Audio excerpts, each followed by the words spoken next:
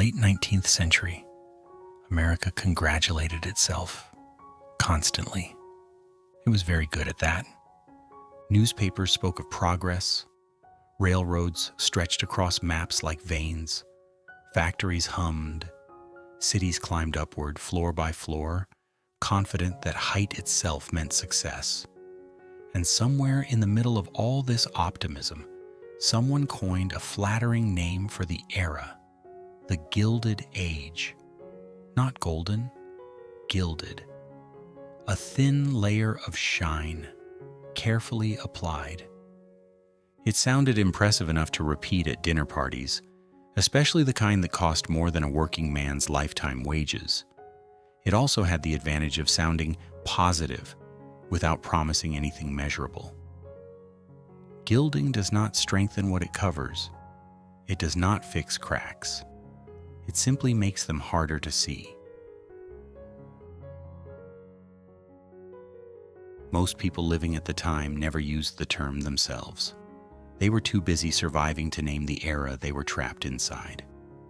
While chandeliers glittered a few streets away, families learned how to sleep sitting up. While champagne flowed upstairs, sewage seeped through basement walls downstairs. Both realities existed simultaneously, politely ignoring each other. Tonight's story begins beneath that polite silence. Not at the top, not even in the middle, but underneath, where the shine never quite reached. By the 1880s, the United States had become something close to a machine that congratulated itself while running over its own feet. Wealth concentrated rapidly, spectacularly, and without apology. The country produced more millionaires than anywhere else on earth, and it did so loudly. Newspapers loved listing their names. Mansions were designed less as homes than as arguments. Proof that excess was not only acceptable, but admirable. Yet for most Americans, this wealth existed only as rumor. In cities like New York, the distance between abundance and deprivation could be measured in steps rather than miles. A carriage could roll past a tenement window, its occupants wrapped in silk, while a family inside debated which child would eat tonight. This was not considered a contradiction. It was considered normal. The genius of the Gilded Age was not exploitation alone. Societies had managed that before. Its real achievement was making inequality feel inevitable, even tasteful. Poverty was framed as personal failure. Wealth was framed as moral proof. And between the two sat a system that ran quietly, efficiently, and without concern for comfort. Most people experienced this system not as theory, but as routine. They woke before dawn. They walked to factories that already sounded awake. They worked until their bodies adjusted or broke. They returned home to rooms that barely qualified as shelter. And they did this again the next day. The tenement was not designed for rest, it was designed for density. Windows were optional, light was negotiable, air circulation was a suggestion, privacy was a memory. Entire families lived in spaces smaller than modern bathrooms, and no one involved pretended this was temporary. The buildings were profitable precisely because they were permanent. And yet life happened there anyway. Children learned to sleep through noise. Adults learned to share silence. Meals were stretched, reused, diluted, and still considered gifts. People adapted not because they believed things would improve, but because adaptation was cheaper than hope. This was the environment awaiting millions of immigrants arriving from Europe, fleeing conditions that were already harsh enough to make America feel like a reasonable gamble. They did not arrive chasing luxury. They arrived chasing stability, which turned out to be negotiable as well. At the docks, officials processed human beings with the efficiency of cargo. Questions were short. Judgments were fast. If you could stand upright, breathe adequately, and promise not to disrupt the system, you were usually allowed in. The rest was your responsibility. What followed was not opportunity in the abstract sense, but labor in its purest form. Work existed in abundance. Good work did not. Factories did not ask about your dreams. They asked whether your hands still functioned. They did not care what language you spoke, as long as you understood instructions shouted over machinery. The machines themselves were impressive, at least from a distance. Steam-powered, relentless, and always hungry. They transformed raw material into profit with astonishing speed, and human beings into inputs with equal efficiency. Injuries were considered interruptions rather than tragedies. Replacement was easy. Memory was not required. And yet people stayed. They stayed because returning home often meant starvation. They stayed because children depended on them. They stayed because tomorrow's wage, however small, still existed. Community formed not from comfort, but from proximity. In saloons and boarding houses, workers reclaimed fragments of themselves. Music played, stories were repeated. Laughter appeared briefly like a visitor who knew not to linger. These moments did not fix anything, but they prevented collapse. Politics filled the gaps where official systems failed. Ward bosses remembered names when employers did not. Favors replaced rights. Loyalty replaced law. It was corrupt, inefficient, and often cruel. But it worked, in the narrow sense that something happened when nothing else would. Meanwhile, progress continued overhead. Electric lights flickered on. Bridges stretched across rivers. Buildings climbed higher. Newspapers celebrated innovation, without specifying who benefited first. The future arrived unevenly, illuminating some streets while leaving others untouched. From below, progress looked distant but real, not comforting but visible. It suggested that change was possible, even if slow, even if unfair, even if paid for by someone else. The irony of the Gilded Age is that it was both a lie and a foundation. The wealth at the top was unsustainable without the labor beneath it. The systems that crushed workers also trained them, taught organization, endurance, solidarity. Out of exhaustion came structure. Out of proximity came collective identity. Most people living through it did not know this yet. They were too close to the ground to see patterns. They only knew their own routines, their own rooms, their own aching bodies. This story does not begin with reform or triumph or justice. It begins with adaptation, with ordinary people learning how to exist inside a system that did not care whether they enjoyed it. The shine above them was real. So was the rot underneath. And most lives were lived in the shadow between the two, quietly holding everything together. Part 1. Crossing the Atlantic. Seamus Callahan did not leave Ireland because he wanted adventure. That detail matters. By the time someone decides to cross an ocean in the late 19th century, adventure has already failed them. What remains is calculation. Quiet, unromantic calculation. How much food is left? How many winters the roof will survive? How long a body can keep working before it becomes a burden rather than a contribution? Ireland in those years was not dramatic about its hardship. It did not need to be. Poverty had settled into the land like fog, familiar enough to stop being alarming. People learned to live within narrow margins, learned which losses were survivable and which were not. When Seamus's father died, the village did what villages do. They stood, they nodded, they returned to work. Grief was absorbed into routine. Leaving was not betrayal, it was logistics. Seamus was 20 years old, which meant he was old enough to be useful and young enough to risk being lost. His mother did not cry when he told her he was going. She'd already done her crying privately, in the years before the decision became unavoidable. Instead, she calculated. She sold eggs. She mended clothes. She folded small coins into larger hopes. When the passage money was finally complete, it did not feel like victory. It felt like relief.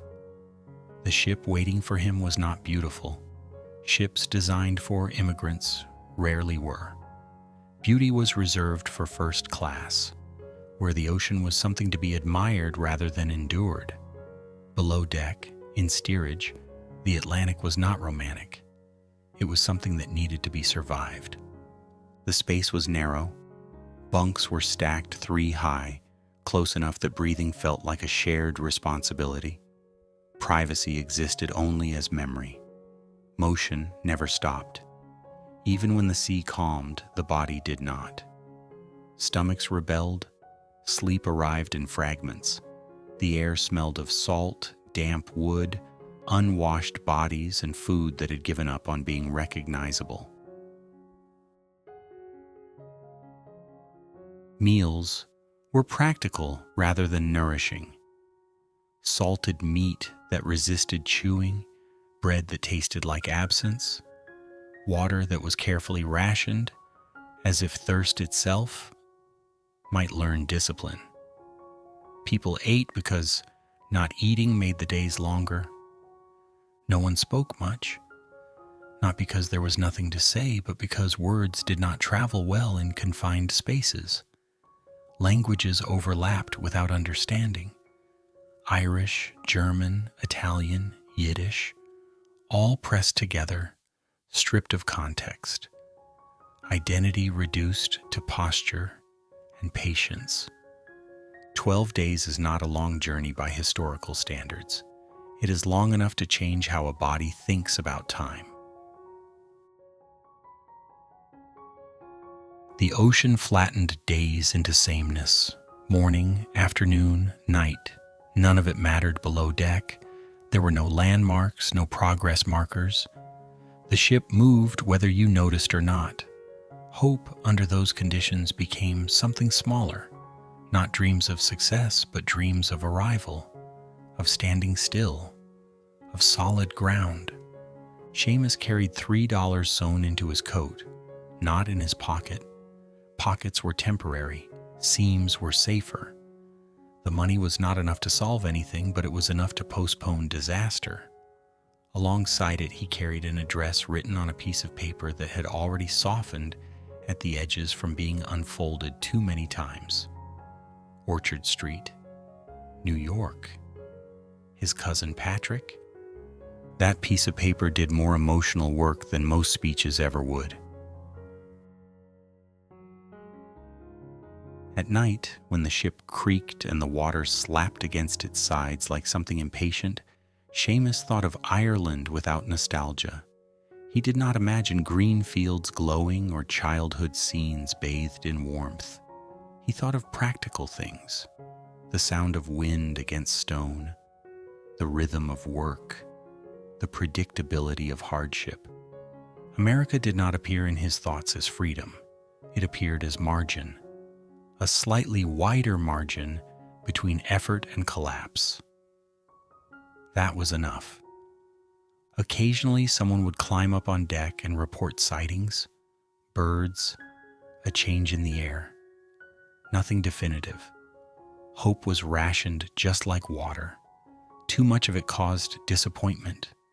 Too little made the journey unbearable. The irony of migration is that it strips people of certainty before offering them possibility. The past becomes unreachable long before the future becomes visible. You exist for a time entirely in transition. When the coastline finally appeared, it did not look like promise. It looked industrial. Smoke rose in the distance. The harbor was crowded, busy, impatient. Ships moved with purpose. The city did not pause for arrivals. It absorbed them. From the deck, Seamus saw the Statue of Liberty for the first time. She'd been standing there only weeks. She was not yet symbolic. She was copper, unfinished in meaning. People around him reacted as if something important was happening. Some cried, some prayed, some stared in silence.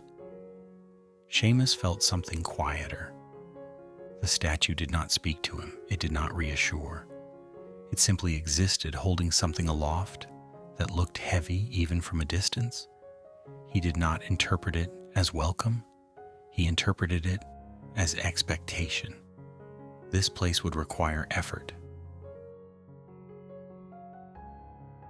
As the ship edged closer, he noticed how many people leaned forward at once, bodies pressing toward the same view. This was not reverence, it was urgency. Everyone wanted to see what they had traded for. Everyone wanted confirmation that the exchange had been fair. The city did not offer confirmation. Docking was not ceremonial, it was administrative. Lines formed, instructions were shouted, accents collided. Officials processed bodies with practiced speed. Names were simplified, origins flattened, complexity reduced. By the time Seamus stepped off the ship, he already felt older, not wiser, just heavier. The ocean was behind him now, but it had taken something with it. Not hope exactly, something sharper. Certainty, perhaps? The kind that comes from knowing what tomorrow looks like, even if you do not like it. Ahead lay a city that did not care what he had left behind. It did not need his story, it needed his labor. And Seamus, like millions before him and millions after, was ready to provide it. Not because he believed in the promise, but because the alternative had already been exhausted. This was how the Atlantic was crossed, not by courage, by necessity. The harbor and the first days. Seamus Callahan arrived in New York the way most people did, not triumphantly, not dramatically, but tired, slightly disoriented, and already aware that the city was not impressed by his presence. The ship docked without ceremony, no speeches, no music, no sense that history was being made.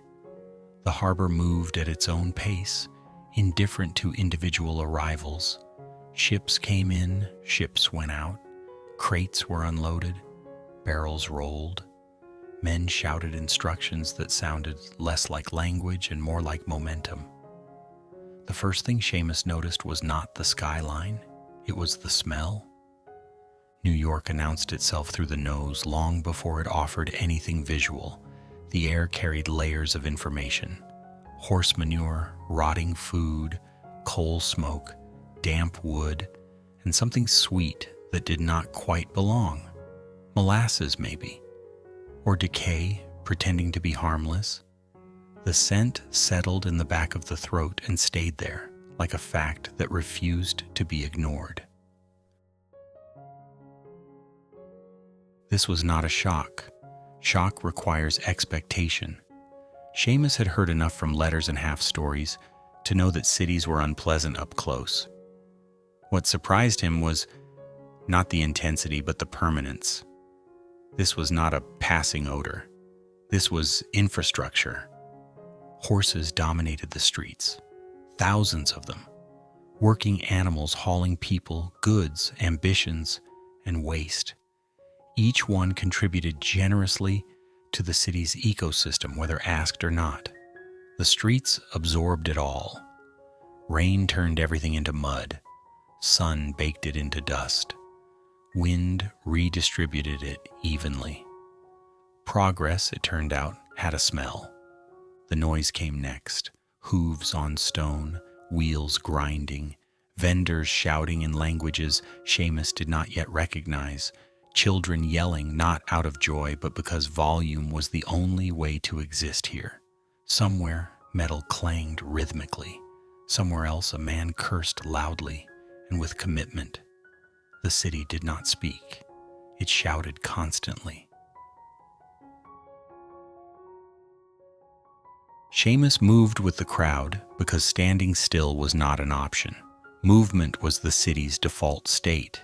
Anyone who paused too long became an obstacle, and obstacles were treated without patience. The streets were narrower than expected, hemmed in by buildings that seemed to lean inward as if sharing secrets overhead.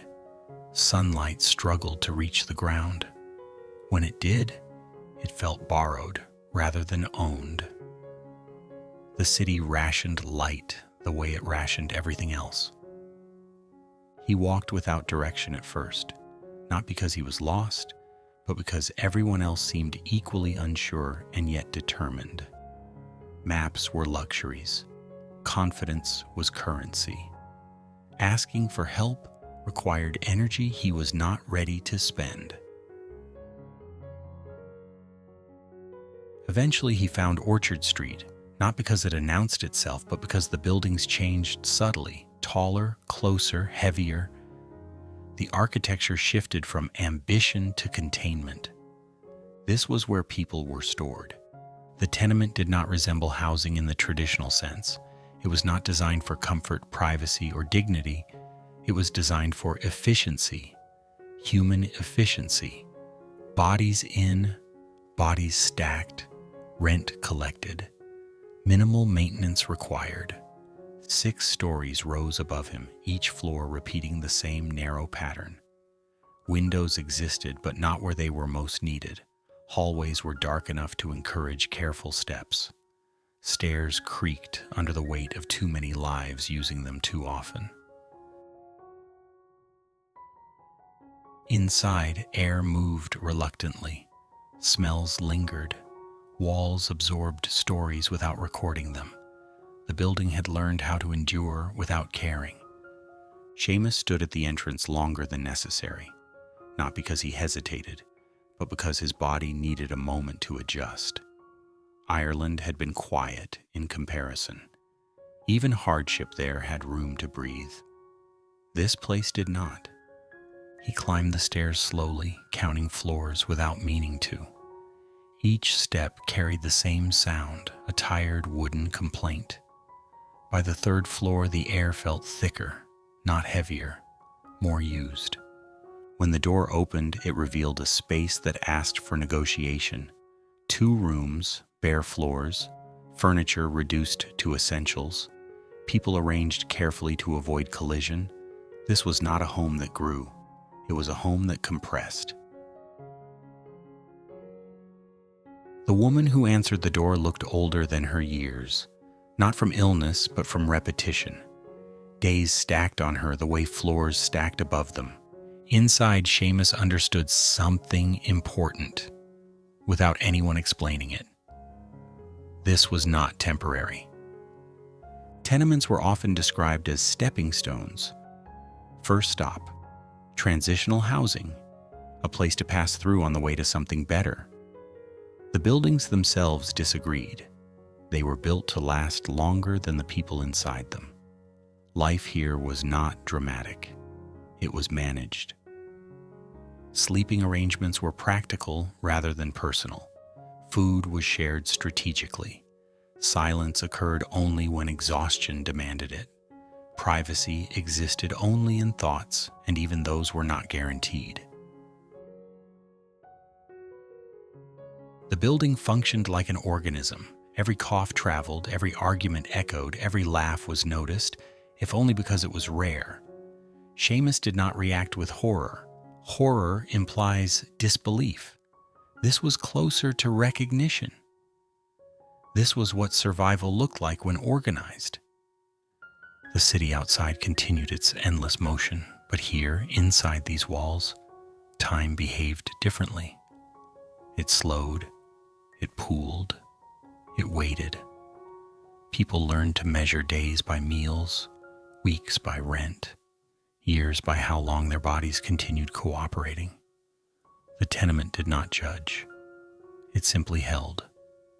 At night, the city changed tone but not volume. Gas lamps flickered to life, casting shadows that did not quite line up with reality. Darkness gathered in corners and stayed there.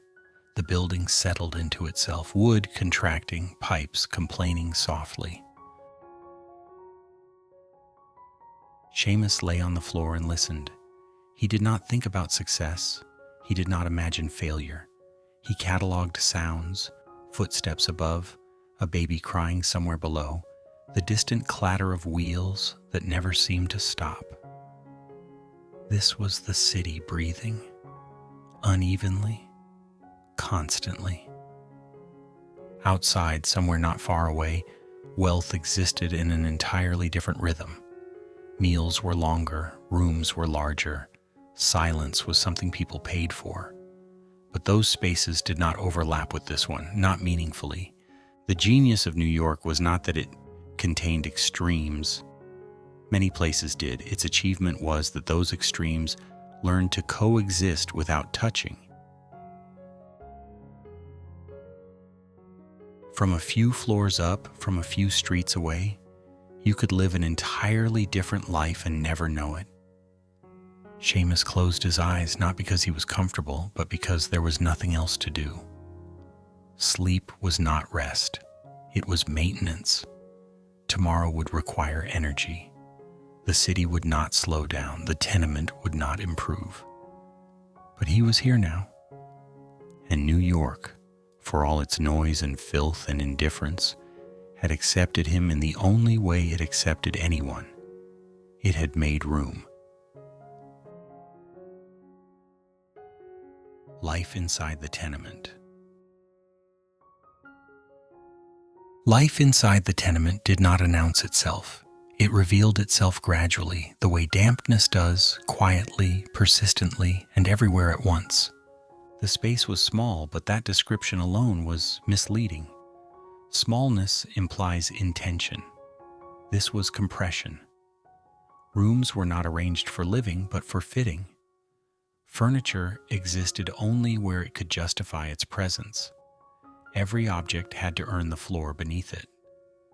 Nothing was decorative unless it also served another purpose. People shared rooms not because they enjoyed company, but because walls were expensive. Entire families slept within arm's reach of one another. Privacy was negotiated through timing rather than distance. If someone needed to be alone, they waited until others were asleep. Even then, solitude was theoretical. Light entered the tenement reluctantly. Windows faced brick walls, air shafts, or other windows equally unwilling to cooperate. Sunlight arrived filtered and apologetic, if it arrived at all. Lamps filled the gaps, casting shadows that did not quite behave. Darkness lingered even at midday, as if the building preferred it that way. Ventilation was a courtesy, not a standard. Air circulated only when forced, and even then it seemed uncertain about its destination. Smells did not leave so much as they layered. Cooking, sweat, damp clothing, coal smoke, each added a note to the shared atmosphere. Over time, no single scent dominated. It became background, like noise, like fatigue. The floor was wood, worn smooth by generations of feet that had learned exactly where to step. At night, it doubled as a bed. Mattresses were rare. Blankets were folded carefully, then unfolded again, night after night, until the routine itself became reassuring. Sleep was not synchronized. Someone was always awake, someone always moving. The tenement never fully rested. It simply slowed. The stove sat at the center of everything, both physically and socially. It provided heat when it could, meals when ingredients allowed, and a place to gather when conversation felt necessary. Coal was rationed carefully. Fires were built slowly, deliberately, and with respect. The stove did not forgive carelessness. Around it, life organized itself. Mornings began before light. Someone always rose early, not out of ambition, but obligation. Work waited. Children were nudged awake, not gently, but efficiently. Breakfast was modest and functional, enough to continue, never enough to linger. During the day, the room changed purpose repeatedly. Sleeping space became eating space. Eating space became working space. Women mended clothes, sorted food, prepared for absence. Children learned early how to stay out of the way. Adults learned how to move without colliding. The tenement demanded awareness. Noise traveled easily. A cough could become a concern. A raised voice became public. Arguments rarely escalated, not because people were calm, but because escalation attracted attention, and attention complicated survival. Silence, when it occurred, felt heavy rather than peaceful. Despite this, kindness existed. Not loudly, not ceremonially, in gestures small enough to escape documentation. Someone saving a bit of food for a neighbor, someone watching a child without being asked, someone sharing coal on a colder night than expected. These actions were not framed as generosity. They were maintenance, the social equivalent of reinforcing a weak beam before it collapsed. Seamus noticed these things without commenting on them. In spaces like this, observation replaced analysis. You learned by watching. You adapted by copying what worked. He learned where to stand to avoid drafts. He learned when to speak and when not to. He learned that complaints wasted energy better spent elsewhere. Time behaved strangely inside the tenement. Days blurred together, not because nothing happened, but because the pattern rarely changed. Workdays differed only in fatigue level. Sundays felt quieter, but not restful. The building did not recognize weekends. At night, when bodies settled onto the floor, the room filled with the sound of breathing. Individual rhythms overlapped, creating something almost communal. Not comforting exactly, but steady. The ceiling held the weight of lives above. Occasionally dust fell without explanation. No one looked up. Gravity was understood. Humor appeared in unexpected ways. Dry, observational, and brief. Someone would comment on the temperature with understated sarcasm. Someone would remark that the air felt fresh today, which meant it had merely stopped smelling worse. Laughter followed, soft and quick, then disappeared. Humor here was not entertainment. It was pressure release. Illness moved easily through the building. When someone coughed, others listened carefully, not with sympathy, but calculation. Could they afford to be sick? Could they afford not to be? Remedies were improvised. Rest was negotiated. Recovery, when it happened, felt accidental. Children grew up quickly, not emotionally, but logistically. They learned to carry things, to wait, to avoid unnecessary risk. Education, when it occurred, competed with labor. Books were respected, but so were wages. Often, wages won. The tenement did not teach hope. It taught continuity. Every day that ended without catastrophe was considered successful. Improvement was incremental and mostly invisible. People measured progress in survival rather than achievement. Outside, reformers spoke about housing conditions with concern and optimism. Inside, people rearranged their lives around what already existed. Change, if it came, was expected to arrive late. Seamus lay awake many nights, not because he was anxious, but because sleep had become conditional. The floor was hard, the air was close. Sounds arrived without warning, yet his body adjusted. Muscles learned how to rest partially. The mind learned how to drift without fully disconnecting. This was not resilience in the heroic sense. It was accommodation. And accommodation, repeated often enough, began to feel like normalcy. The tenement did not inspire loyalty. No one loved it. But it earned a kind of respect. It did what it promised. It held people together whether they liked it or not. It did not collapse easily, neither did the people inside. In moments of quiet, Seamus thought of space, not freedom. Space. The idea of a room where one could stretch without negotiation. The thought was not painful, just distant. For now, this place worked. The stove warmed. The floor held. The walls remained standing. And within those narrow limits, life continued, quietly, persistently, and without asking permission. This was not living well, but it was living. The factory floor. Seamus found work quickly, which was considered good fortune, not because the work was desirable, but because it existed. The nail factory did not advertise itself as a place of opportunity. It did not need to. Men lined up outside each morning with the quiet understanding that if one was dismissed, another would take his place without ceremony.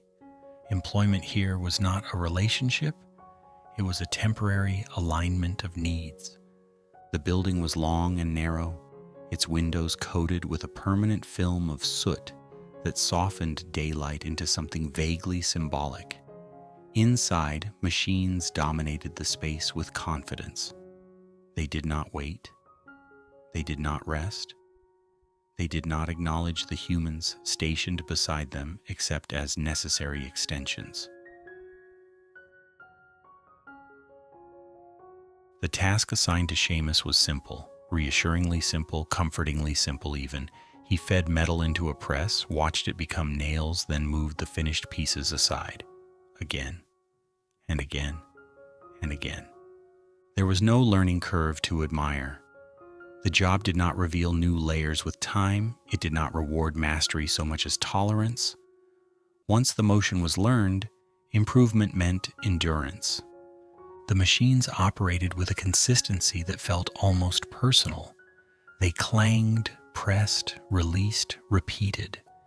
Each cycle sounded identical to the last, as if time itself had agreed to stop expressing creativity. The rhythm filled the room, entered the body, and eventually replaced thought. Conversation was unnecessary. Speech required timing that the machines did not allow. Men communicated through glances, gestures, and shared fatigue. Language became something used only during breaks, when mouths remembered they were not solely for breathing dust. Time inside the factory did not behave like time elsewhere. There were no clocks worth trusting. The day was divided into shifts, and shifts were measured not by minutes but by bodily signals. The ache in the wrists, the stiffness in the shoulders, the slight delay between intention and movement. When the bell rang, it did not feel like relief. It felt like interruption. Breaks were brief and functional. Food was consumed quickly, not out of hunger, but efficiency. Eating was another task to complete before returning to the noise. People learned to chew without fully tasting, swallow without pausing. The air inside the factory was always busy. Metal dust floated invisibly, settling into lungs without permission. The smell of oil coated everything, creating a shared surface no amount of washing fully removed. At the end of the day, Seamus smelled the factory on himself, even after leaving it behind. It lingered like a reminder. There were no dramatic accidents described here, not because they did not occur, but because focusing on them missed the point. The real damage was cumulative. It arrived quietly. Hands grew less responsive. Backs stiffened. Hearing softened, gradually, without announcement. The factory did not take lives so much as it redistributed them into smaller pieces. Men adjusted. They wrapped cloth around sore fingers. They learned how to lean without appearing idle. They developed postures that reduced strain by fractions, which mattered over time. These adaptations were not taught. They spread organically, passed along through observation. Humor existed here too, though it was brief and sharp. Someone remarked that the machine never complained, which meant it had not yet learned to feel. Someone else observed that nails lived easier lives than the men who made them. Laughter followed, short and dry, then vanished into the noise. Supervisors walked the floor with practiced detachment. They did not shout often. The machines did enough of that. Authority was expressed through presence rather than volume. A raised eyebrow. A pause too long. Correction delivered without explanation. Productivity mattered. Comfort did not. Seamus learned quickly that attention was safer than speed. Speed invited mistakes. Mistakes invited notice. Notice invited replacement. The goal was not excellence. It was invisibility. At the end of each shift, bodies exited the building in unison like a tide reversing direction. Faces were expressionless, not from despair, but conservation. Emotion required energy best saved for survival. Outside, the city continued its performance of progress. Streetcars rattled by. Shop windows displayed items designed for people who did not work with their hands. The contrast was visible, but unremarked upon. Work did not end when the shift did. Fatigue followed him home. It settled into the muscles and refused to leave. Sleep arrived heavily, but without restoration. The body rested just enough to repeat the process. Days blended together. Weeks passed unnoticed. Time marked itself not by calendars, but by wear. Shoes thinned, coats frayed, joints protested more loudly. And yet Seamus stayed. Not because he believed this was temporary, not because he believed it was fair, but because it functioned. Wages were small but predictable. Rent could be paid. Food could be acquired. These were not ambitions, they were conditions. The factory did not promise a future. It promised continuity, and for someone who had crossed an ocean to escape collapse, continuity was enough. There was a strange comfort in repetition. The predictability dulled fear. Once the body accepted the rhythm, the mind followed. Thoughts wandered during the long hours, not toward dreams, but toward memories, observations, fragments of song. Sometimes Seamus imagined the nails being used somewhere else, holding together structures he would never see, supporting buildings where silence existed, where light entered freely.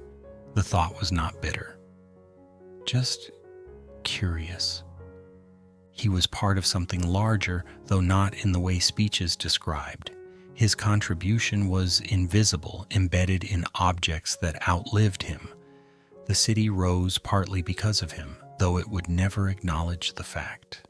At night, as he lay on the tenement floor, his hands sometimes twitched slightly, repeating the day's motions without instruction. The body remembered what the mind tried to forget. Tomorrow would be the same. The machine would wait, the shift would begin, the bell would interrupt, and Seamus, like thousands of others, would step back into the rhythm, not because it inspired him, but because it continued. This was labor in the Gilded Age. Not dramatic, not heroic, just persistent. And persistence, repeated often enough, became the foundation of everything that glittered above it. Children at work. Children were everywhere in the Gilded Age, which was both impressive and convenient. They fit easily into spaces adults found uncomfortable. They asked fewer questions. They accepted repetition with remarkable efficiency. In factories, workshops, and crowded rooms, children worked alongside grown men and women not as exceptions, but as expected components of the labor system. Their presence did not raise eyebrows. It balanced accounts. Small hands reached places large hands could not. Small bodies required smaller wages. This was considered practical rather than cruel. No one explained work to them as a concept. It arrived naturally the way gravity does. A child watched, then copied, watched again, then improved. Skill formed not through instruction, but exposure. Repetition replaced choice. By the time a child could articulate dissatisfaction, the routine had already settled into muscle memory. This was often described later as learning a trade. At the time, it felt more like learning where to stand. Children woke early because the building woke early. They moved through space carefully, not because they were cautious by nature, but because caution had been taught through consequence. They learned to carry objects heavier than themselves by distributing effort across multiple trips. They learned to wait patiently because impatience attracted attention. They learned when to speak and when silence was more efficient. Danger existed, but it was rarely named. It was woven into the environment so thoroughly that identifying it felt unnecessary. Sharp edges became familiar. Heat became predictable. Noise became background. When something hazardous appeared often enough, it stopped feeling exceptional. Adults noticed this without comment. There was a quiet understanding that children adapted faster. Their bodies bent. Their minds accepted. They absorbed conditions without comparing them to alternatives they had never experienced. In this way, the system reproduced itself effortlessly. Education, when it appeared, competed directly with wages. School required time. Time was expensive. Families calculated carefully. Letters were useful. Numbers mattered. Beyond that, knowledge was optional. Children learned what they needed to survive where they were, not where reformers imagined they should be. In factories, children often worked near machines not because it was safe, but because it was efficient. Their tasks were described as light, which usually meant repetitive rather than harmless. Sorting, carrying, feeding materials into processes that never paused. Their contribution was measured not by productivity alone, but by how little disruption they caused. They learned quickly that stillness had value. Moving too fast invited correction. Moving too slowly invited replacement. The ideal child worker was neither noticed nor remembered. At home, labor continued in different forms: cooking, cleaning, watching younger siblings, managing space. Children became fluent in responsibility long before they understood the word. Play existed, but it adapted to available resources. Games were quiet. Toys were improvised. Laughter appeared briefly, then returned to storage. Humor, when it surfaced, was observational. Children noticed absurdities adults ignored. They remarked on them plainly, sometimes accidentally revealing truths no one had time to address. These moments passed quickly. The rhythm of the day resumed. There was no clear boundary between childhood and adulthood. It was a gradient. Responsibilities increased gradually without ceremony. One day, a child carried a message. The next, a tool. The next, wages. No one marked the transition. No one needed to. Familiarity with risk altered perception. What might alarm an outsider registered as ordinary. Children stepped around hazards the way one steps around furniture. Awareness replaced fear. Fear required emotional energy better spent elsewhere. This did not mean children were unafraid. It meant fear became selective. They feared losing income. They feared being replaced. They feared illness that interrupted routine. Abstract dangers carried less weight than immediate ones. Adults justified this arrangement with practicality. Children needed to contribute. Families depended on it. Society functioned because of it. These statements were accurate enough to discourage further discussion. Occasionally, reformers visited factories and tenements, taking notes and photographs.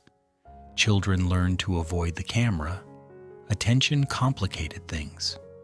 Attention led to rules. Rules led to instability. From the inside, the system felt stable, even if harsh. Stability had value. Seamus noticed the children mostly by their competence. They moved confidently through spaces he still navigated cautiously.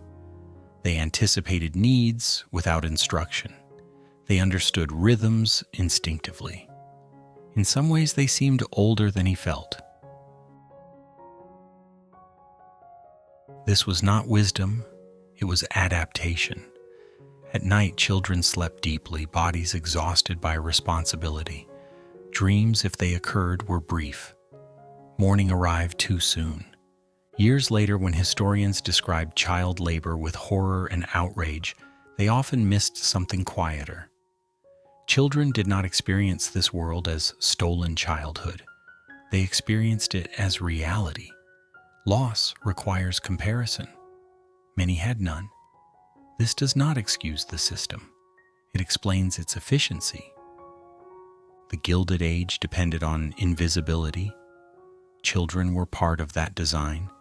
Their labor blended into background processes, sustaining industries while remaining largely unacknowledged. They built skills without credentials. They developed endurance without recognition. And when they grew older, they carried these habits forward. Familiarity with repetition, comfort with constraint, and understanding that danger could be managed, if not eliminated. This continuity mattered. The factories ran smoothly, not because machines were reliable, but because people, small people included, adjusted themselves continuously to meet demands. The cost was gradual, spread across years, easy to overlook. Children did not complain often. Complaints implied alternatives. Instead, they worked, adapted, and waited. For what they rarely knew. The city continued above them, glittering and confident. Progress marched on, citing numbers, profits, and expansion. It did not mention the size of the hands that kept it moving. At the end of the day, children returned home with wages folded carefully, pride mixed with fatigue. Their contribution mattered immediately, even if it would never be recorded. This was childhood in the Gilded Age. Not brief, not protected, but efficient. And efficiency, once established, rarely asks whether it should continue. The immigrant community. After work, people did not return home because they wanted to. They returned because there was nowhere else to go. And yet, before reaching the narrow rooms and borrowed floors of the tenement, many made a brief stop, sometimes deliberate, sometimes habitual, at places that existed in the margins of respectability. Saloons, boarding kitchens, back rooms where music traveled more easily than money. These places were not designed for joy. They were designed for relief. The saloon was not a refuge from labor so much as an extension of it. Bodies entered already tired. Conversations began halfway finished. Drinks were poured without ceremony. No one asked how your day had been, because everyone already knew the answer. Here, language returned. Accents relaxed, words fell into familiar rhythms. Irish ballads hummed quietly in one corner, Italian songs drifted in another. Somewhere, a fiddle tried to remember a melody that had crossed an ocean with its owner and arrived slightly altered. Music did not attempt to inspire. It reminded people that they had existed before this routine, that they had spoken freely once, that they had laughed without calculating the cost. The effect was temporary, but that was enough. Permanence was not required. Men leaned against counters not because they were comfortable, but because standing upright demanded effort they no longer had. Women gathered in kitchens and hallways, exchanging information disguised as conversation. Who was hiring? Who was sick? Which landlord might delay rent if approached carefully? This was community formation, stripped of sentimentality. Relationships here were practical. Friendships were built not on shared interests, but shared schedules. Trust developed slowly, based on consistency rather than confession. If someone showed up repeatedly, they were accepted. If they disappeared, no one asked why. Absence explained itself. Children drifted in and out of these spaces, absorbing language and habit without instruction. They learned early which rooms were loud, which were quiet, which were safe. They learned how to sit still when needed and how to disappear when not. Laughter appeared in short bursts, sharp and dry. Someone told a story that exaggerated just enough to be funny, without becoming unbelievable. Someone else responded with sarcasm so subtle it almost passed as sincerity. Humor here was efficient. It relieved pressure without creating expectations. No one planned long evenings. Time was borrowed. Drinks were counted. Money placed carefully on counters. Coins separated with deliberate attention. Excess was rare and mildly suspicious. The value of these gatherings was not in pleasure, but in recalibration. After hours of being treated as extensions of machines, people needed confirmation that they still existed as individuals, not unique individuals, just individuals. Saloons and communal spaces provided that service quietly. Politics drifted into conversation occasionally, not as ideology, but as logistics. Which ward boss might help? Which election mattered enough to attend? Allegiance was transactional. Loyalty followed usefulness. This was not cynicism, it was survival. The irony was that these informal networks accomplished what official systems did not. They distributed information. They provided support. They enforced norms. They reminded people that they were not alone, even when everything else suggested otherwise. And then, gradually, people left. One by one, groups dissolved. Someone needed to wake early. Someone had children waiting. Someone had already spent enough. The room emptied without ceremony. No one lingered. Lingering implied luxury. Walking back through darkened streets, the city felt slightly altered, not kinder, just quieter. The noise softened, the urgency paused. Inside the tenement, bodies resumed their careful arrangements. Blankets unfolded, shoes were placed neatly. Small gestures signaled consideration without words.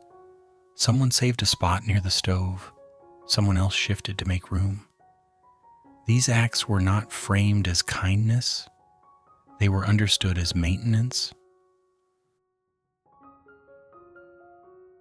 The community did not imagine itself permanent.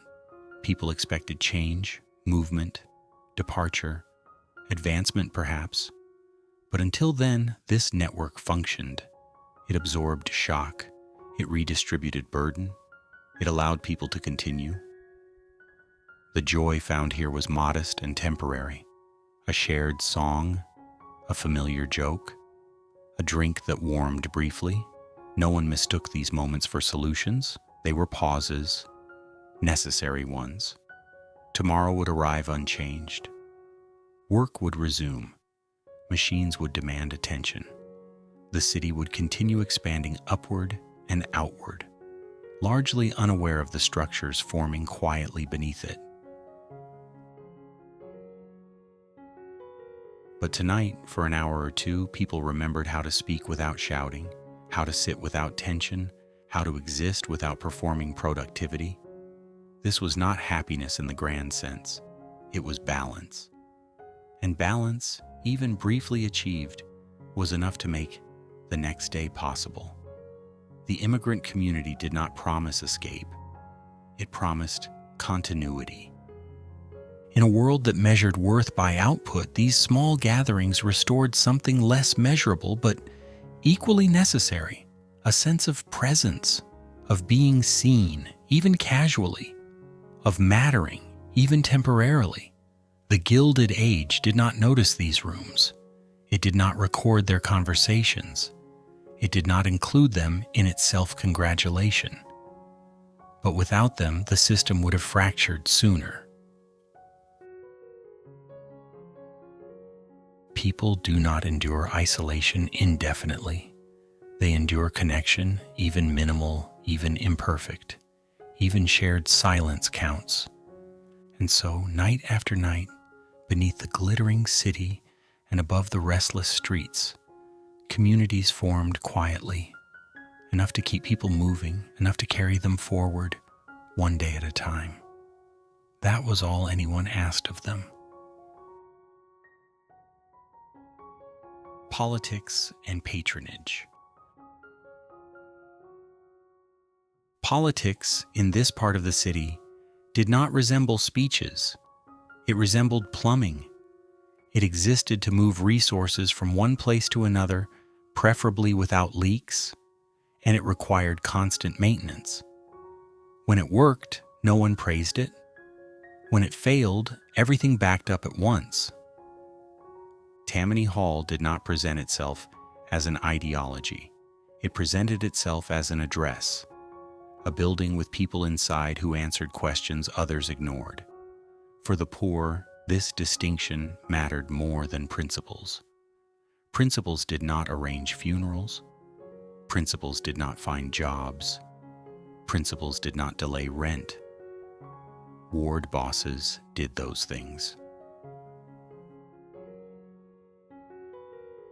They did not appear frequently, but their presence was understood.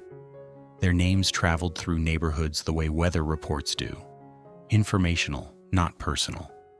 People knew when to approach, when to wait, and when not to bother. The exchange was simple. You voted. They remembered. Memory was the most valuable currency in a city designed to forget individuals quickly. The ward boss remembered names, faces, families. He remembered which landlord needed pressure, which factory might be hiring, which policeman could be persuaded to look elsewhere for an evening. In return, loyalty was expected, not enthusiasm, just consistency. This was often described by outsiders as corruption. Inside the neighborhood, it was described as function.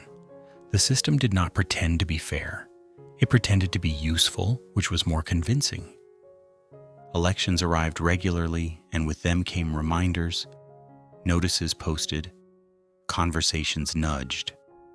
Sometimes favors appeared just before voting day, not as bribes exactly, but as demonstrations of capability. Someone's heating issue resolved, someone's paperwork expedited, someone's cousin quietly employed. These were not gifts, they were previews. Voting itself was less ceremonial than efficient. People showed up because they were supposed to, because absence had consequences, because participation signaled belonging. The ballot was not a philosophical statement. It was an acknowledgement of relationship. This did not require belief, it required attendance. The genius of the system was that it adapted. New immigrants arrived unfamiliar with American politics, but very familiar with dependency. They learned quickly which doors opened and which did not. Civic education occurred through observation. You watched who helped, you voted accordingly. Seamus encountered this system without surprise. Ireland had taught him that authority rarely arrived abstractly. It arrived as a person, a landlord, a priest, a foreman. The names changed. The structure remained. Here, authority wore suits and spoke English with practiced clarity, but the mechanism felt familiar. Access exchanged for compliance. Assistance tied to visibility. Ward offices were busy places. People came with problems framed carefully, not as demands, but as situations. The tone mattered. Respect was currency too. No one expected miracles. They expected effort, and effort was usually visible. The ward boss did not promise solutions. He promised to try. This distinction preserved credibility. Sometimes things worked out. Sometimes they did not. Either way, the attempt counted. Critics later argued that such systems trapped people in dependency. This was accurate, but it overlooked an important detail. People were already trapped. The patronage system did not create the cage. It added padding. It offered predictability in an otherwise volatile environment. It transformed arbitrary suffering into managed difficulty. That mattered. Humor surfaced here as well, often directed upward. Jokes about politicians circulated freely, sharp enough to acknowledge power without challenging it directly. Sarcasm flourished. Trust did not. No one confused ward bosses with saviors. They were operators, skilled ones. They knew how to navigate city departments, how to apply pressure quietly, how to reward loyalty without advertising it. In return, neighborhoods remained stable, not prosperous, stable. Crime stayed manageable. Tensions dissipated through negotiation rather than confrontation. Order was maintained without asking questions about fairness. This arrangement suited the city. It reduced unrest. It localized responsibility. It allowed inequality to persist without constant disruption. From the outside, the system looked messy. From within, it looked practical. Children absorbed this logic early. They learned which names mattered, which buildings signaled help, which relationships were worth maintaining. Politics became something observed rather than debated. Seamus understood quickly that participation was less about conviction and more about alignment. You aligned yourself with those who demonstrated effectiveness. Ideals were optional, outcomes were not. At night in the tenement, people discussed ward politics the way one discusses weather, with interest, occasional frustration, but little expectation of control. You adjusted accordingly. When assistance arrived, it was acknowledged quietly. gratitude expressed briefly. Excessive appreciation created obligation. Moderation preserved balance. This was not democracy as described in textbooks. It was democracy as practiced under constraint. The Gilded Age required mechanisms like this to function. Rapid growth strained formal institutions. Informal networks filled the gaps. Patronage acted as connective tissue between the city's ambitions and its realities. People survived not because the system was just, but because it was navigable. Seamus benefited from it without celebrating it. A recommendation here, a delay there. Enough to keep moving, enough to avoid collapse. This was how politics touched everyday life. Not through speeches or rallies, but through doors, opening slightly wider for those who stood in the right line. The city did not pause to reflect on this arrangement. It expanded. It built. It congratulated itself. Beneath that motion, patronage systems hummed quietly, redistributing resources just enough to prevent fracture. This was not morality, it was maintenance. And maintenance, like plumbing, is only noticed when it fails. For the poor, the system offered something rare, predictability. In a world defined by uncertainty, that was worth the price of a vote. The distance that refused to be measured. At night, cities are more honest, not kinder, not gentler, just less interested in pretending. By the time midnight settles in, the streets stop arguing about what they are. They simply exist. And in that existence, the distance between people becomes clearer, not because it widens, but because it no longer hides behind daylight manners. This was a city of different streets, not geographically far apart. Sometimes only a corner away, sometimes divided by nothing more than a change in pavement, a shift in lighting, or the sudden appearance of silence. These streets did not announce their status. They did not need to.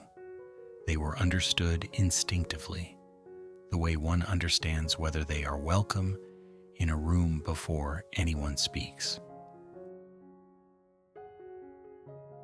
On certain avenues, carriage wheels moved softly. The horses were well-fed, patient, trained not to startle. Leather seats absorbed sound. Curtains softened faces. Lamps were cleaned often enough that their glow felt intentional. The air here was calmer, not because the world was safer, but because inconvenience had been systematically removed. On nearby streets, sometimes astonishingly nearby, noise behaved differently. Wheels rattled, boots scraped. Conversations did not drift, they collided. Light arrived unevenly, if at all. The street lamps worked when they felt like it. Windows leaked both air and sound. The city breathed harder here, as if it had something to prove. The carriages passed through these areas without stopping, not dramatically, not cruelly, simply as a matter of habit. Wheels rolled forward, curtains remained closed. The motion itself suggested inevitability, as though the street were something to be crossed rather than entered. The workers noticed, of course. One always notices movement that does not include them. They noticed the polish on the wood, the quiet confidence of the horses, the fact that the carriage never slowed for mud or crowds or noise. It did not look at them. That was the important part. Wealth at this hour was defined less by ownership than by immunity. During the day, the gap between rich and poor could be described numerically. Wages, rent, bread prices, hours worked, hours slept. But at night, numbers lost their usefulness. What remained was visibility. The wealthy were visible only when they wished to be. Their presence could be announced with light and sound, or erased entirely behind glass and distance. The poor, meanwhile, had no such luxury. Their lives were permanently exposed. Labor left marks. Fatigue made noise. Hunger was not discreet. This was not an accident. It was design, refined over time. A factory worker leaving a late shift carried the day with him, the smell of oil, the stiffness in his hands, the rhythm of machines that had not fully released their hold. His body still belonged partly to the workplace, even as he walked away from it. He moved through streets that knew him well, streets that expected nothing else from him.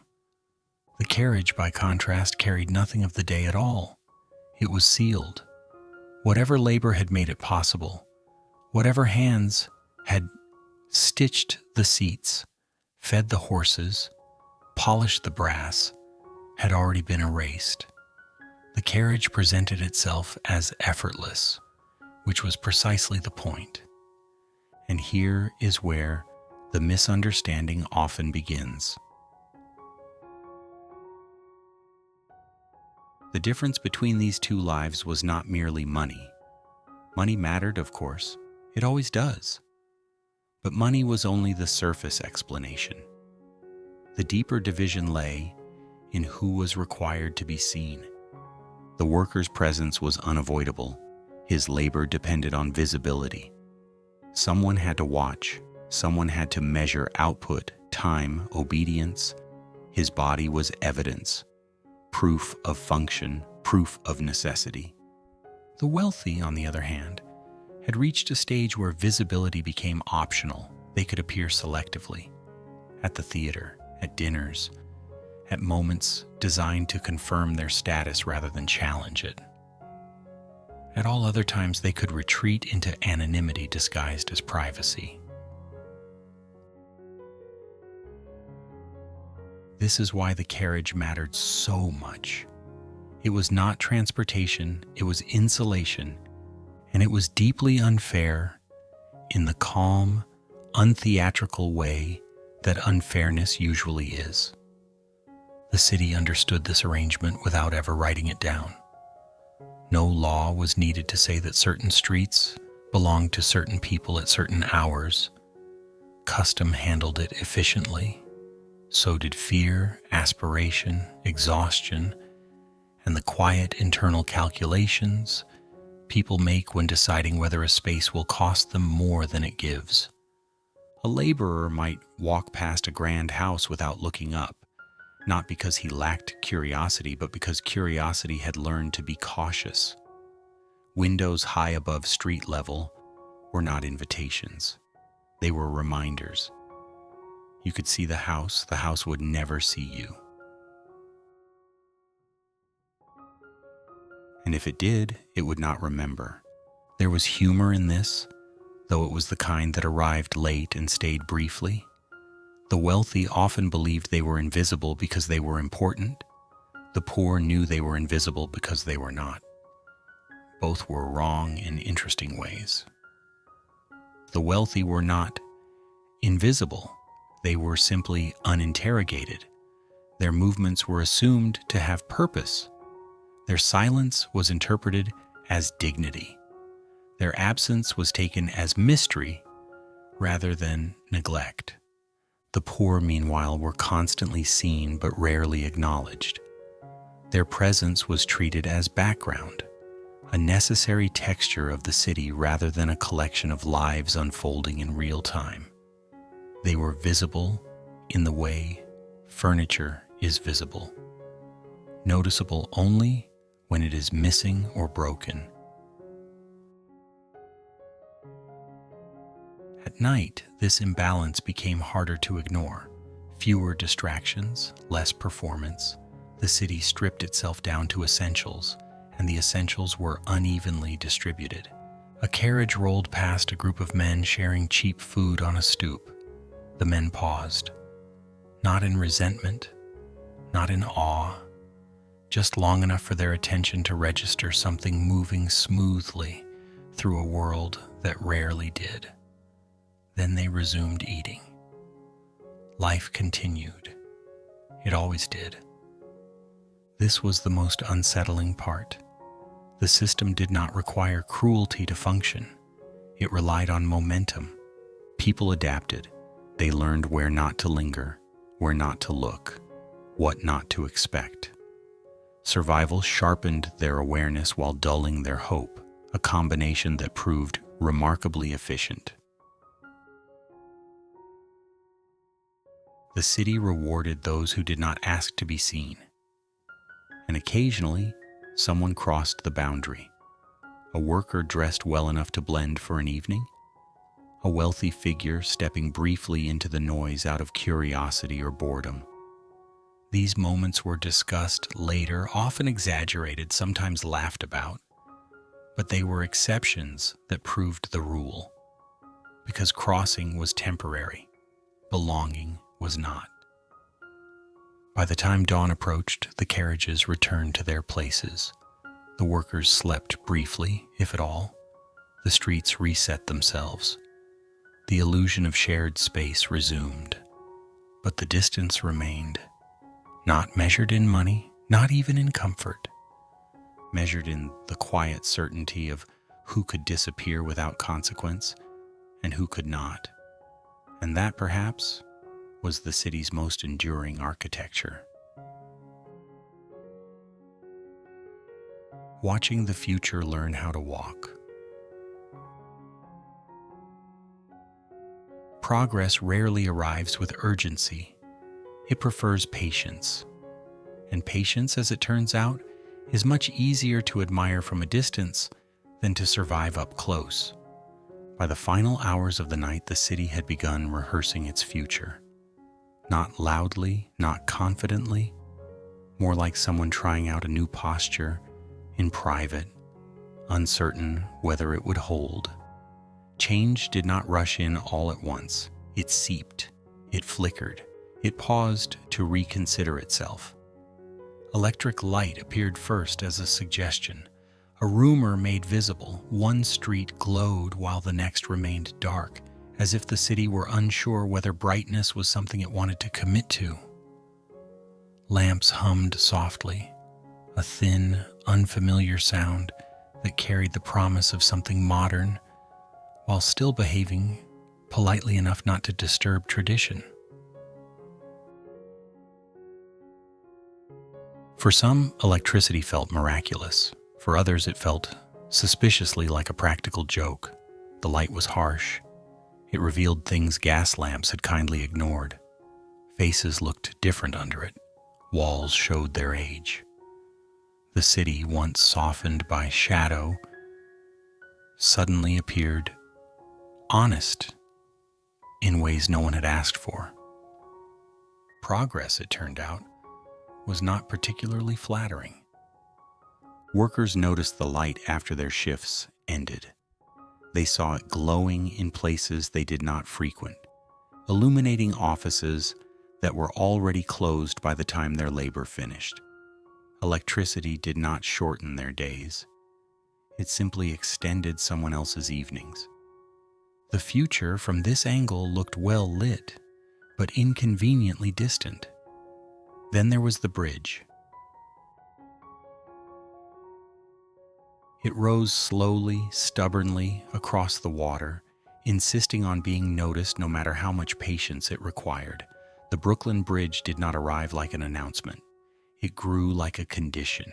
Year after year, stone by stone, cable by cable, it stretched itself into existence, asking the city to believe in something not yet usable. For the workers who built it, the bridge was not a symbol. It was a job, a dangerous one. Progress has always relied on people who experience it first as risk rather than reward. They stood above the river, suspended between shorelines that promised connection but offered little reassurance. From that height, the city looked smaller, less certain. The The future, when viewed from a cable, does not feel inevitable. It feels negotiable. Below them, ferries continued their work, carrying people across water that progress had not yet decided to replace. The old systems did not disappear when the new ones arrived. They lingered, overlapped, made things confusing. This overlap was where most people lived. The city expanded outward, quietly annexing distance. Neighborhoods grew farther apart without feeling larger. Streets extended, tracks lengthened. Commutes stretched like elastic, always just a little more than yesterday. Maps changed faster than habits. For the middle and upper classes, expansion felt like opportunity. More space, better air, a sense of motion without inconvenience. For laborers, it often meant longer walks, higher fares, and the peculiar sensation of being physically closer to progress while remaining socially untouched by it. They watched new buildings rise without ever being invited inside. They passed construction sites where tomorrow was being assembled at a pace that did not account for their rent. Progress was visible. Accessible was another matter. The irony was difficult to miss, even late at night. The people who powered the city were the last to benefit from its improvements. They laid cables they would never use, built bridges they would cross rarely, if at all, maintained systems designed to make other lives easier. History often describes this period as hopeful, and it was, technically. Hope existed everywhere. It simply refused to settle. Hope hovered above the streets, like an unfinished sentence. Everyone could see it. Few could touch it. Fewer still could rely on it. For workers, the future remained an abstraction, a concept discussed in newspapers they read only when time allowed, a promise repeated often enough to sound meaningful, vague enough to avoid accountability. Electric light did not mean electric wages. Bridges did not shorten the distance between effort and reward. Expansion did not guarantee inclusion. Progress in practice behaved unevenly. It arrived early for those who already had space to receive it and late for those who needed it most. This was not a conspiracy. It was logistics dressed up as destiny. At night, the imbalance was easier to observe. One could trace the city's timeline simply by following the light. Older neighborhoods slept in shadow. Newer ones glowed, self-conscious and proud. Workers walked home beneath half-finished skies. Overhead wires promised connection. Below, the streets remained stubbornly familiar. There was humor in this, if one allowed it. The city spoke endlessly of the future while struggling to manage the present. Machines were invented to save time, but time remained scarce where it was needed most. Innovations promised ease, but ease was rationed carefully.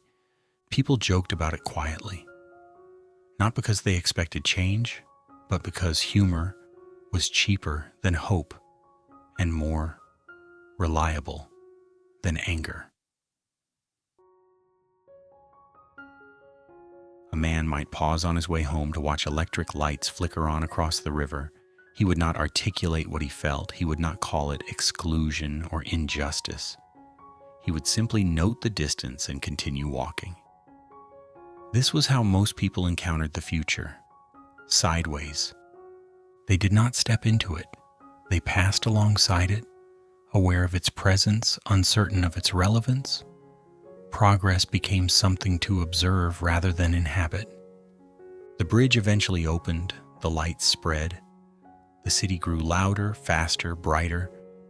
But these developments did not erase the waiting. They redistributed it. Some people waited less, others waited more. Hope survived in this environment, though it learned to be modest. It stopped asking for certainty. It stopped expecting timelines. It settled into the background as a quiet possibility. pleasant to imagine, risky to depend on. This version of hope was not naive. It understood the city too well for that. It did not promise improvement. It suggested continuity. Tomorrow might be slightly different or not. Either way, work would continue. And so the night ended as it always did, with the city poised between what it was and what it claimed it was becoming. Progress lingered overhead, glowing faintly while below, people adjusted their routines to accommodate a future that had not yet decided whether it included them. Change came slowly, unevenly, and always from a distance. The quiet architecture of attachment.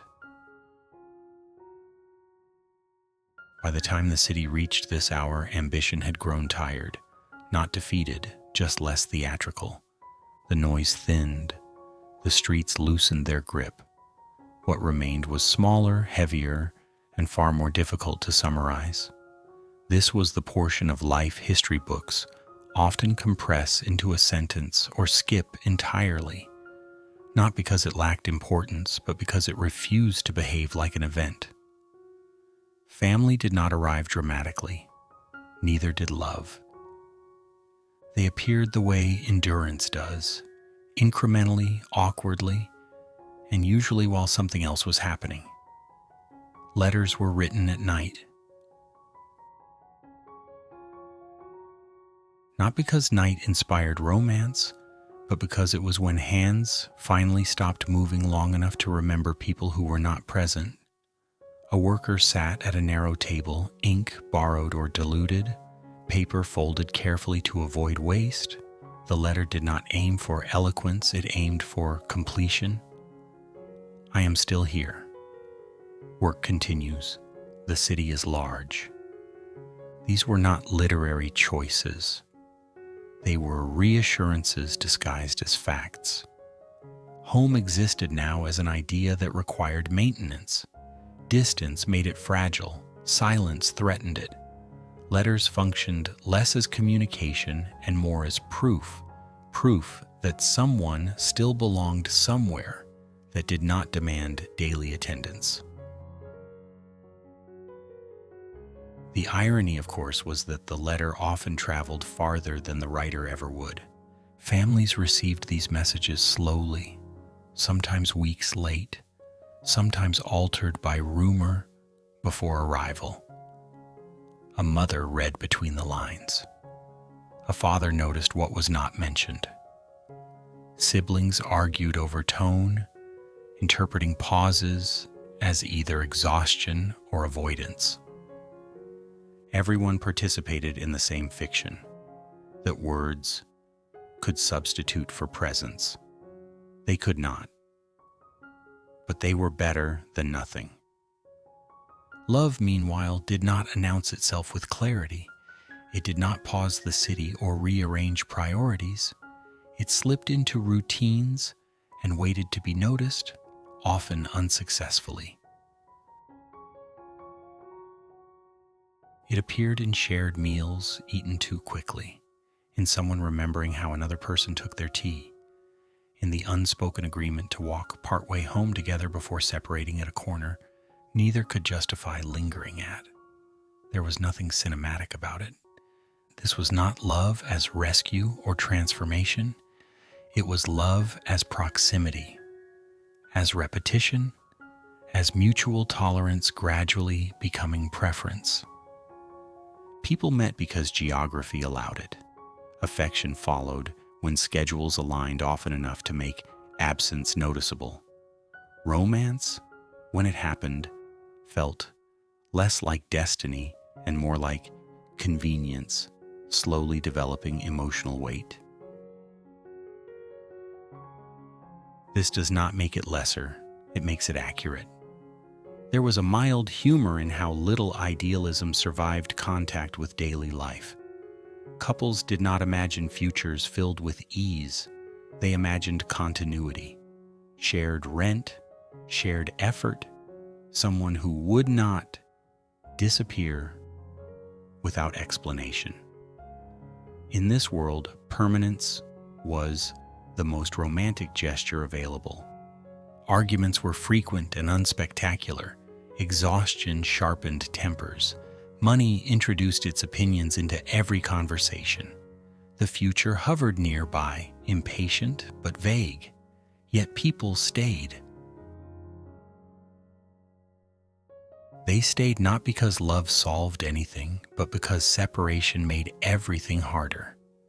Children, when they arrived, did not represent fulfillment. They represented complication. More mouths, less sleep, fewer options.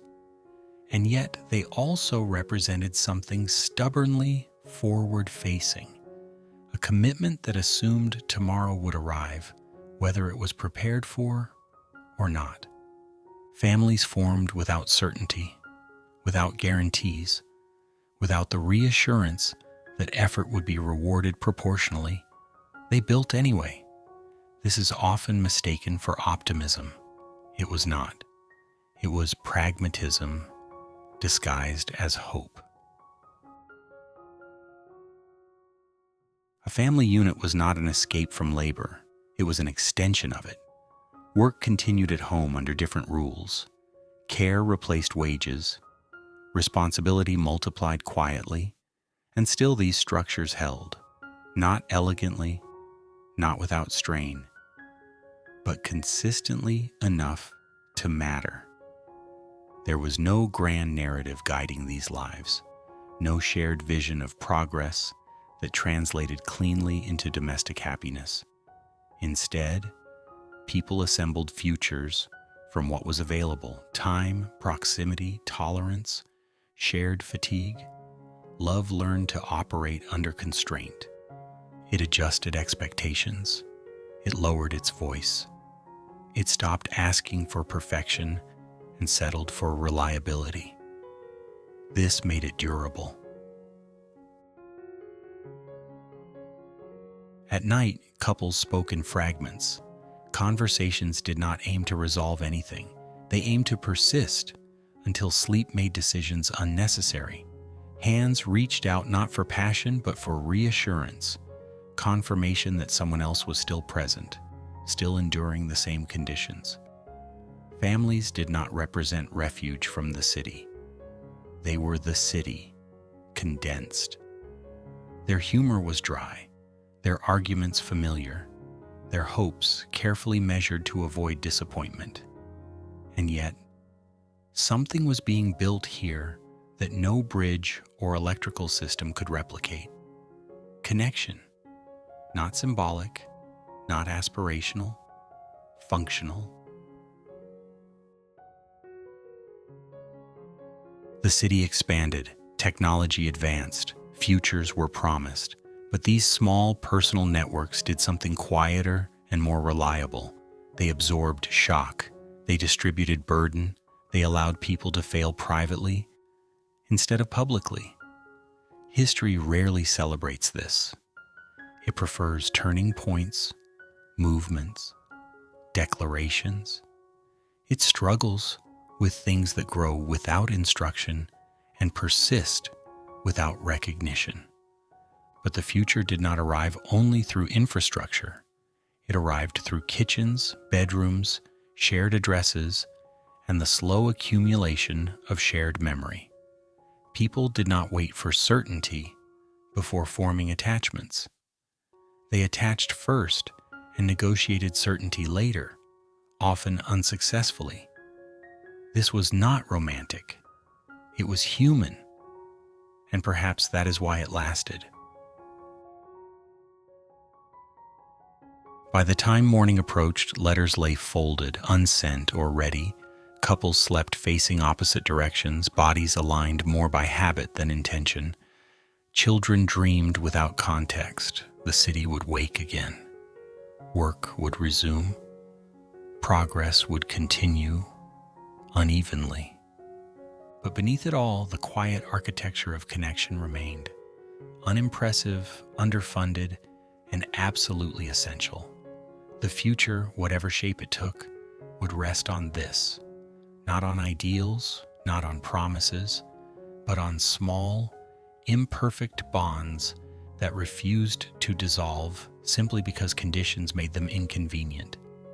And that, in the end, was how people endured. A quiet ending, the Gilded Age, from the inside. By this hour, the city no longer tries to impress anyone. It has run out of reasons. The lights remain on, but without enthusiasm. The streets continue, but without commentary. Whatever arguments history wanted to make about progress, wealth, or destiny have already been exhausted earlier in the night. What remains is not a conclusion, but a settling, like dust after movement, or breath after effort. This is where the Gilded Age looks least like itself, not from balconies or ballrooms, not from dining tables heavy with silver, not from the exaggerated confidence of people who mistook comfort for permanence. From the inside, the Gilded Age feels smaller, narrower, quieter. It is composed not of spectacle, but of repetition. The workers have always known this. They knew that the age was not made of mansions, but of hands, not of banquets, but of schedules, not of celebration, but of endurance, carefully disguised as normal life. The city's most impressive structures were never its homes. They were its habits. Every morning, people rose before recognition. They learned routes that minimized friction. They memorized the city's moods the way sailors memorize weather. They carried forward systems that benefited others more than themselves, not out of loyalty, but out of necessity. Immigrants arrived with expectations already adjusted downward. They did not ask for admiration. They asked for stability, which proved to be a much more expensive request.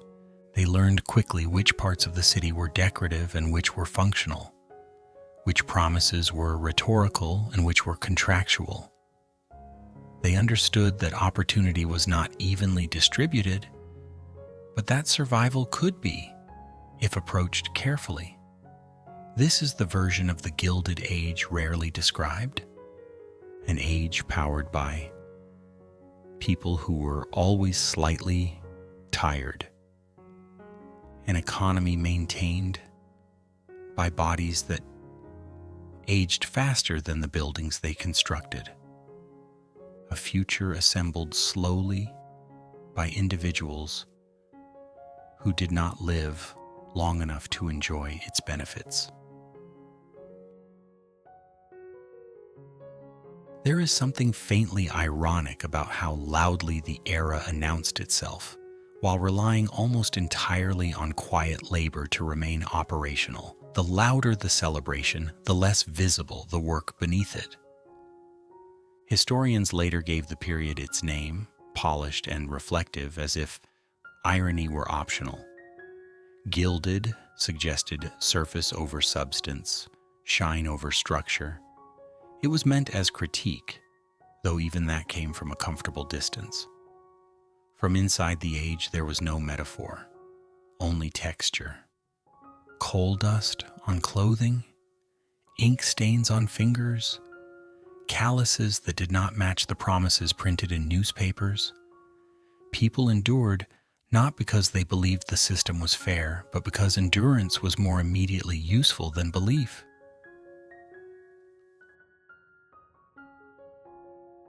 And endurance, stretched over time, did something unexpected. It accumulated. Not dramatically, not heroically, but persistently enough to matter. The changes that would later be described as reforms did not emerge from sudden enlightenment. They grew out of fatigue, out of patterns noticed too often to ignore, out of suffering that became predictable and therefore measurable. Long hours taught people what limits looked like. Crowded housing taught them what neglect produced. Unsafe work taught them the cost of treating labor as infinite. Nothing about this was idealistic. It was practical. The city did not reform itself out of kindness. It adjusted because continued pressure eventually alters even rigid systems, not because anyone planned it, but because tolerance has a lifespan. This is not a triumphant story. It does not end with resolution. It ends with groundwork. The Gilded Age did not collapse. It loosened. Cracks appeared where endurance had been most concentrated. Voices grew steadier, not because they were loud, but because they had learned to speak without expectation of immediate reward. And still, most people simply lived. They formed families. They wrote letters. They argued quietly. They laughed at things that were not particularly funny because laughter required less energy than despair. They went to sleep without needing the age to make sense. This is perhaps the most unsettling detail. How normal it all felt to those inside it. History prefers clarity. The people living through it prefer rest. By the end of the night, the city is breathing evenly again. Carriages have stopped. Factories hum at a lower register. Tenements settle into shared silence. Even the wealthiest districts grow subdued, their excess briefly indistinguishable from absence. Nothing announces the end of an era while it is happening. People do not realize they are living inside a chapter. They experience it as weather. And like weather, it is endured, adapted to, and eventually remembered with selective emphasis. The Gilded Age, viewed from within, was not a performance. It was maintenance. Maintenance of systems. Maintenance of families. Maintenance of self. Its legacy did not come from its decorations, but from its strain, from how much pressure it placed on ordinary lives before something finally began to shift. And those shifts, when they arrived, carried the imprint of the people who had been absorbing weight quietly for decades. This is where the story closes, not with spectacle, but with stillness. The city does not apologize. It does not explain itself. It simply continues, slightly altered by everything it has already demanded. For the listener, this is a gentle ending, not because the history is soft, but because it no longer insists on attention. The lights dim, the streets quiet, the age loosens its grip, and somewhere beneath the noise that once defined it, the long, patient endurance of ordinary people finally rests, unfinished, uncelebrated, and deeply foundational. The night holds, sleep arrives, and history for once stops talking. What remains after the lights dim? By the time this story reaches its end, nothing dramatic needs to happen. No final revelation, no sudden justice, no neat alignment between effort and reward. The Gilded Age does not conclude with a closing argument. It exhales. Seen from the inside, it becomes clear that this era was never truly about wealth. Wealth was loud, polished, and memorable, which made it convenient for history to hold on to. But convenience is not accuracy. What actually sustained the age was something quieter and far more durable. People who learned how to endure. They did not wake each morning believing they were shaping history. They woke because rent existed, because work waited, because someone depended on them to return. Their days were assembled from repetition rather than ambition. Their lives moved forward, not by leaps, but by careful adjustments meant to avo. This is easy to overlook in retrospect. When distance is added, hardship often becomes aesthetic. Long hours turn into anecdotes. Crowded rooms become atmospheric details. Strain is reframed as character building. But for those living inside it, nothing felt symbolic. It felt necessary. The city did not reward virtue. It rewarded persistence. And even that reward was inconsistent. Yet something still accumulated. Not hope in its idealized form, but familiarity. People learned the system well enough to recognize its limits. They learned which promises were ornamental and which were structural. They learned how far endurance could be stretched before it altered the shape of what surrounded it. Change did not arrive because someone finally listened. It arrived because pressure does not disappear when ignored. This is perhaps the most important lesson the Gilded Age leaves behind, that transformation often begins long before it becomes visible. While history waits for movements, ordinary life quietly prepares the conditions that make movements possible. The workers, immigrants, families, and unnamed laborers did not imagine themselves as the foundation of future reform. They were too busy managing the present. But in doing so, they created patterns of fatigue, resistance, cooperation, and mutual reliance that eventually became impossible to dismiss. Their endurance was not passive, it was adaptive. They formed networks because isolation was expensive. They shared information because ignorance was dangerous. They built families not out of optimism, but because continuity offered stability in a city that rarely did. Love survived not as fantasy, but as logistics. Care became infrastructure long before policy followed. From the outside, the age is remembered for excess. From the inside, it was remembered for balance.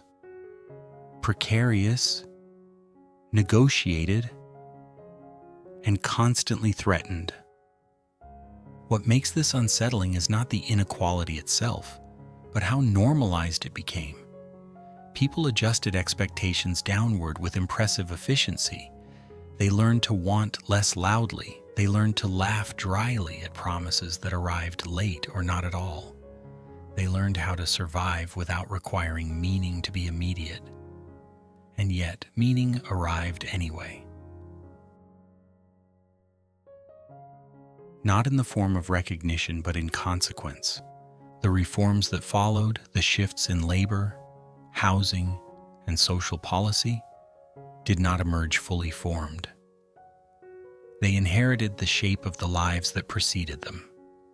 They were influenced by exhaustion, more than enlightenment, by tolerance reaching its practical limit. This does not make the suffering worthwhile, it makes it consequential. There is a difference. As this story closes, it does not ask the listener to admire the era.